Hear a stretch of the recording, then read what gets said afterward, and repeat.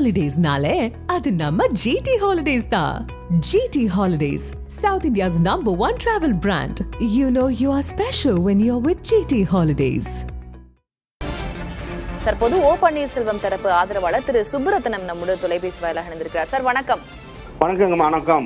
ஒருபுறம் என்டிஏ கூட்டணியை பலப்படுத்தும் முயற்சியாக பியூஷ் கோயல் இபிஎஸ் அவர்களுடைய சந்திப்பு நடைபெற்றுக் கொண்டிருக்கிறது. மறுபுறம் இன்றைக்கு ஓபிஎஸ் அவர்களுடைய தலைமையில இன்றைக்கு ஆலோசனை கூட்டமும் மாலையில் இருக்கிறது அப்படின்ற தகவல்களை பார்க்கிறோம். ஓ பன்னீர்செல்வம் அவர்களுடைய நிலைப்பாடு என்னவா சார் இருக்கிறது? மீண்டும் என்டிஏ கூட்டணியில் இணையலாம், அதற்காக காய் நகர்த்துகிறார் அப்படின்லாம் சொல்லப்படுகிறது. இல்ல, அந்த அவர் ஓபிஎஸ் காய் நகர்த்துகிறார் என்று சொல்லப்படுவது இல்லை, எல்லளவும் உண்மை கிடையாது. காரணம், நாங்கள் நீங்க சரியாக குறிப்பிட்டது போல நாங்கள் என்டிஏவில் இருந்து வெளியேறி 3 மாதங்களுக்கு மேல் ஆகிவிட்டது. ஓபிஎஸ் அவர்கள் டெல்லி சென்றது திரு அமித்ஷா அவர்கள் விரும்பி அழைத்ததன் பேரில், வற்புறுத்தி அழைத்ததன் பேரில் தான் டெல்லி சென்று தன்னுடைய நிலைப்பாட்டை தெளிவாக தெரியப்படுத்தி விட்டு வந்தார். நாங்கள் எங்கள் தரப்பிலிருந்து திரு எடப்பாடி பழனிசாமி அவர்கள் தலைமையில் கடந்த 10ஆம் தேதி கூடிய பொதுக்குழுவில் அவர்கள் எப்படியான அரசியல் நகர்வுகளை மேற்கொள்கிறார்களோ அதற்கு தகுந்தவாறு முடிவெடுக்கலாம் என்று எண்ணியிருந்தோம். அன்றைக்கு நடந்த நிகழ்வுகள் வெட்ட வெளிச்சம் எப்படி அரசியலில் ஒரு அநாகரிகமான போக்கை ஒவ்வொரு பேசிய 2ஆம் கட்ட தலைவர்களும் எப்படி எங்களை எல்லாம் துச்சமாக பேசியது மட்டும் இல்ல. நான் ஏன் அப்படி கேட்க நேர்ந்தது அப்படின்னா, கடந்த முறை தொண்டர்கள் மீட்பு குழு அதுக்கப்புறம் பேசியிருந்தார் திரு ஓபிஎஸ் அவர்களுடைய ஸ்பீச், ஆவேசமாக பேசியிருந்தார். அது ரொம்ப வைரல் ஆனது. அதாவது 10ஆம் தேதிக்குள்ள திருந்தணும், இல்லைன்னா திருத்தப்படுவார்கள் அப்படின்லாம் பேசியிருந்தார். 15ஆம் தேதி நான் முக்கியமான ஒரு முடிவினை அறிவிக்க போகிறேன் அப்படின்னு சொல்லியிருந்தார். அதுக்கப்புறம் அந்த முக்கிய முடிவை தள்ளி போட்டிருந்தார். 24ஆம் தேதி நான் அறிவிப்பேன் அப்படின்னு. இன்னைக்கு தேதி 23 ஆகுது. ஒருவேளை இந்த சந்திப்புகள் எல்லாம் நடைபெற்று இபிஎஸ் தரப்புல இருந்தும் என்டிஏ கூட்டணி தரப்புல இருந்தும் என்ன முடிவெடுக்கிறார்கள் அப்படின்னு பார்த்து அதற்கு பிறகு அந்த முக்கிய முடிவினை அறிவிக்க இருக்கிறாரா ஓபிஎஸ்? அதனால நான் அந்த கேள்வி கேட்டேன். இல்ல, நீங்க கேட்ட கேள்வி சரியான கேள்விதான். பட் நான் சொல்ல வந்தது 10ஆம் தேதி திரு எடப்பாடி பழனிசாமி அவர்கள் கூட்டிய பொதுக்குழுவில் எங்களை அவமதிக்கக்கூடிய வகையில் மட்டுமல்ல, மிகுந்த அவமரியாதை செய்யக்கூடிய வகையிலே 2ஆம் கட்ட தலைவர்கள் ஒவ்வொருவரும் பேசியதும், அதை நடுநாயகமாக இருந்து திரு எடப்பாடி பழனிசாமி ரசித்ததும் யாரும் ஏற்றுக்கொள்ள முடியாத ஒரு அரசியல் அநாகரிக செயல். எனவே நிச்சயமாக நாங்கள் இனி திரு எடப்பாடி பழனிசாமியுடன் நேரடியாகவோ அல்லது அவர் இருக்கக்கூடிய அமைப்புல இடம்பெறுவதற்கு எந்த வாய்ப்பும் இல்லை அரசியல் ரீதியாக.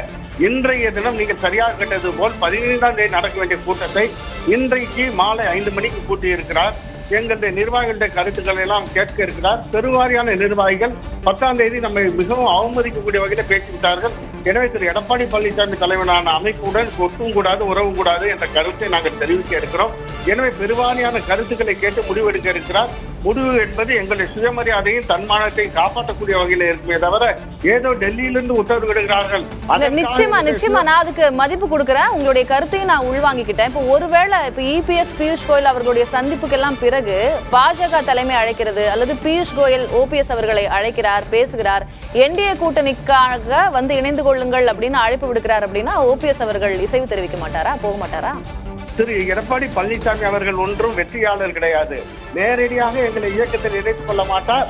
ஆனால் நீங்கள் கொல்லைப்புறம் வழியாக வாருங்கள், நான் ஏதோ கொடுப்பதை கொடுப்பேன், நீங்கள் பொறுக்கி கொண்டு செல்லுங்கள் என்று சொல்லக்கூடிய வகையிலே நாங்கள் நேரடியாக நான் தொடர்பில்லை. ஆனால் என்டிஏ கூட்டணியில் வாருங்கள், அவர்கள் கொடுப்பேன், நீங்கள் அதை எடுத்துக் கொள்ளுங்கள் என்று அவர் உத்தரவிடக்கூடிய இடத்திலும் அவர்கள் இல்லை, திரு எடப்பாடி இல்லை. அப்படி கீழ்த்தரமாக இறங்கி போய் அதை எடுத்துக்கொள்ள வேண்டிய இடத்திலும் நாங்கள் இல்லை. எனவே எங்களுடைய சுயமரியாதையை காப்பாற்றக்கூடிய வகையிலே, நிச்சயமாக தமிழ்நாட்டு மக்கள் ஏற்றுக்கொள்ளக்கூடிய வகையிலே ஒரு சுயமாக சிந்தித்து, திறமாக சிந்தித்து தெளிவான முடிவை அண்ணன் ஓபிஎஸ் அவர்கள் எடுப்பார்கள்.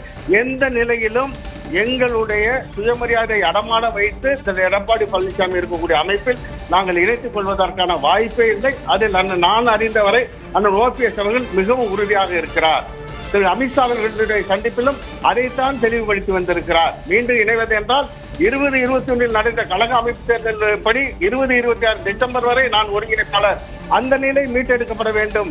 இருவரும் ஏ ஃபார்ம் பி ஃபார்ம் வேட்பாளர்களுக்கு வழங்கக்கூடிய ஃபார்ம்ல கையெழுத்து போடணும். இந்த உரிமைகள்லாம் மீட்டெடுத்து கொடுத்தால் ஒழிய நான் இணைய மாட்டேன் என்று சொல்லி வந்திருக்கிறார். எனவே இதை ஏற்றுக்கொண்டால் வெற்றி என்பது எங்களுக்கு தான். எனவே ஏற்றுக்கொண்டு ஒருவேளை வந்தால் மறுபரிசீலனைக்கு வாய்ப்பு இருக்கிறது. பார்க்கலாம். நன்றி நன்றி திரு சுப்ரத்னம், இணைப்பில் வந்து உங்களுடைய கருத்துக்களை பகிர்ந்து கொண்டமைக்கு. ஹாலிடேஸ்னாலே அது நம்ம GT Holidays தான். GT Holidays, South India's #1 travel brand. You know you are special when you're with GT Holidays.